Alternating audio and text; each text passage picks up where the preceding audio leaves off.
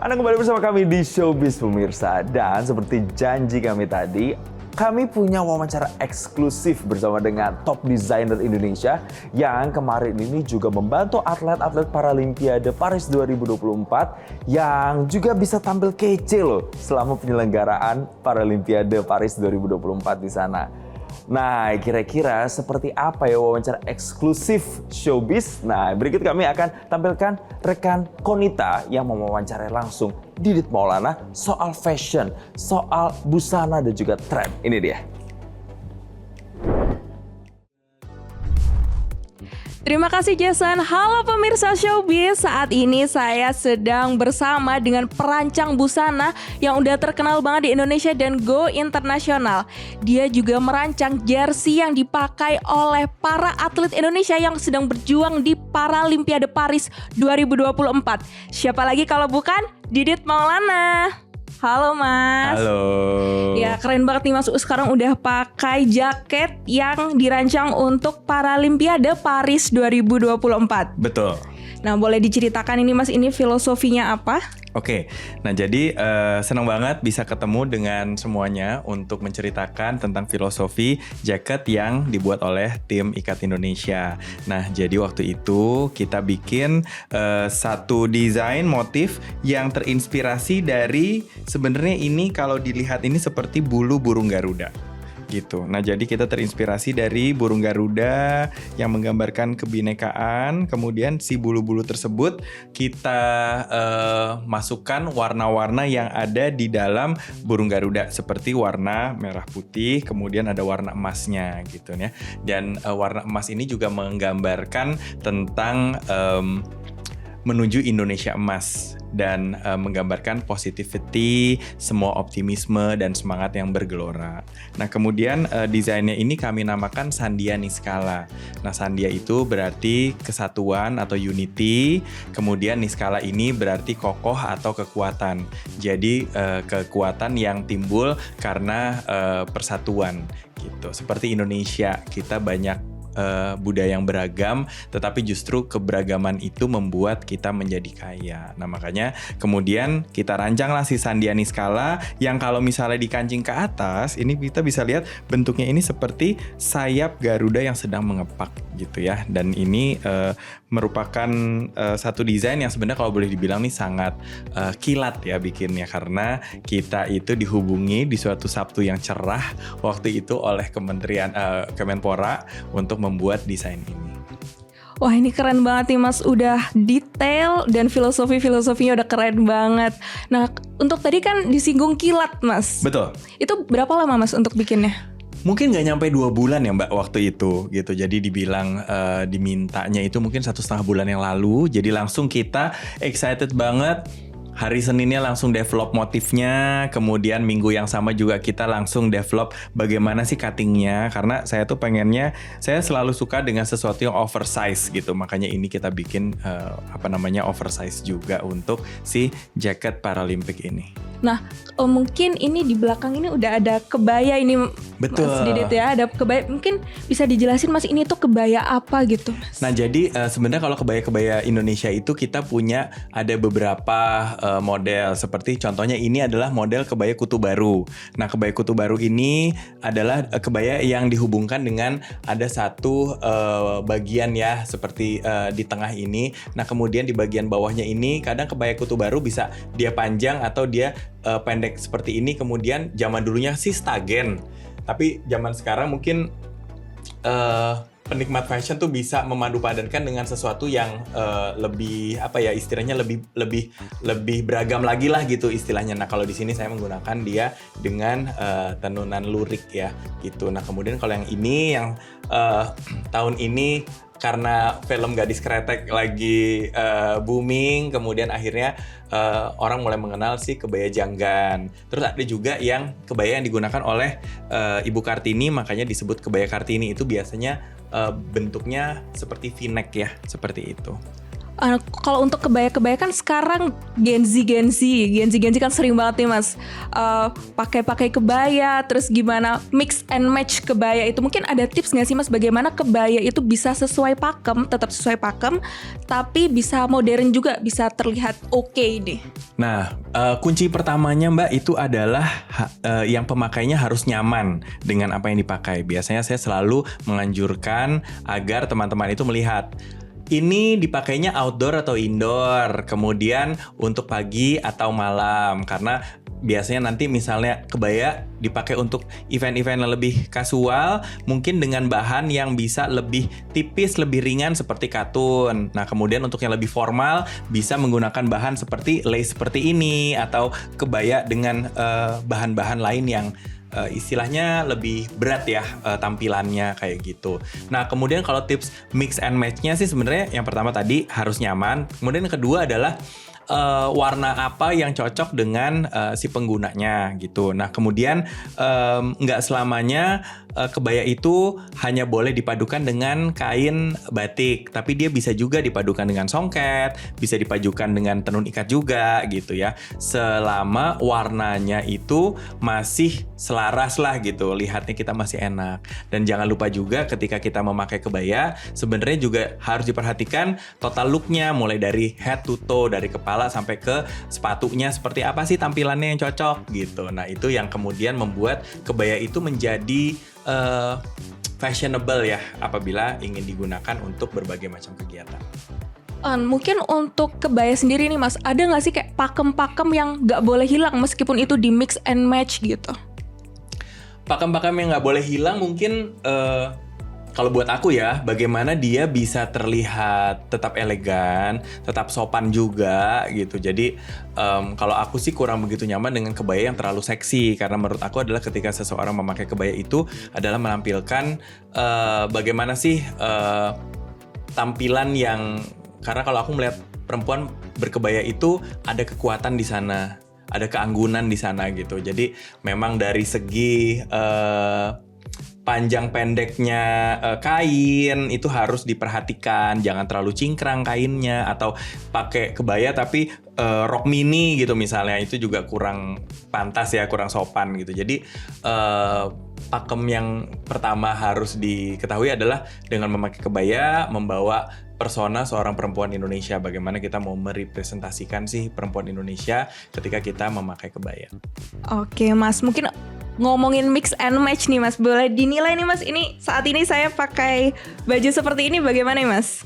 Wah, aku dari tadi ngeliat, wah ini seru juga ya gitu, karena ini sebenarnya tampilan yang sangat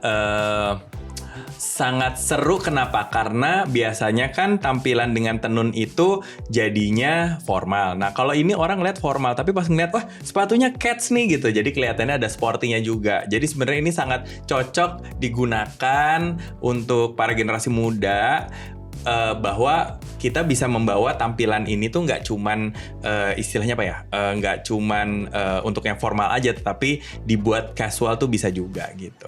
Oke, berarti ini udah approve ya Mas? Approve.